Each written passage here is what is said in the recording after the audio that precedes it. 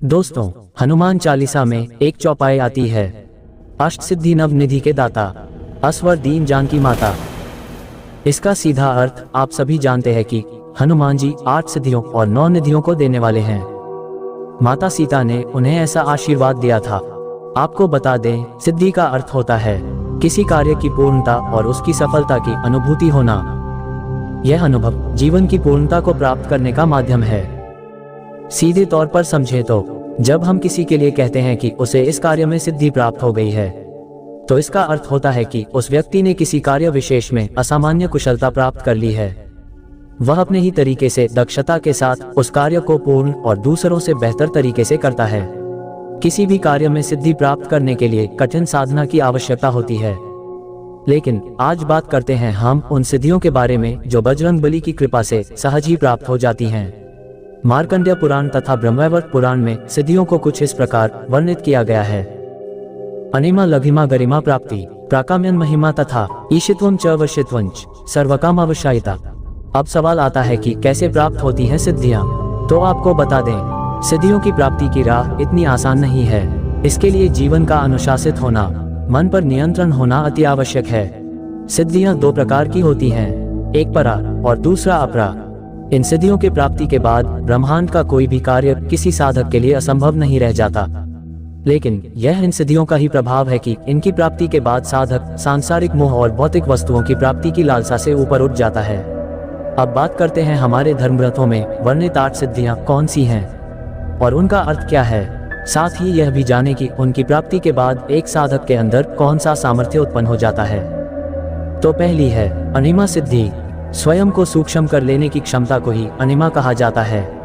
यह ऐसी सिद्धि है जिससे युक्त होकर व्यक्ति सूक्ष्म रूप धारण करके एक अणु के रूप में भी परिवर्तित हो सकता है। अणु की शक्ति से संपन्न होकर साधक उस परम शक्ति से साक्षात्कार कर लेता है। दूसरी है महिमा सिद्धि। इसका अर्थ होता है अपने को बड़ा एवं विशाल बना लेने की क्षमता। इस सिद्धि की प्राप्ति के बाद साधक इतना क्षमतावान हो जाता है कि वह प्रकृति का भी विस्तार कर सकता है। तीसरी सिद्धि का नाम है गरिमा सिद्धि। इस सिद्धि का अर्थ भार या अडिग होने से है।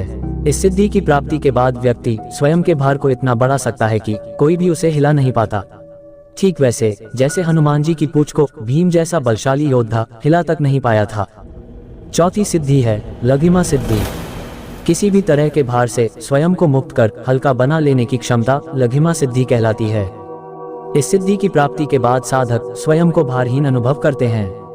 इस सिद्धि की प्राप्ति का प्रभाव ये होता है कि साधक संपूर्ण ब्रह्मांड में विद्यमान किसी भी वस्तु को अपने पास बुला सकता है, उसके पास जा सकता है और यदि इच्छा हो तो उसमें परिवर्तन की क्षमता भी रखता है।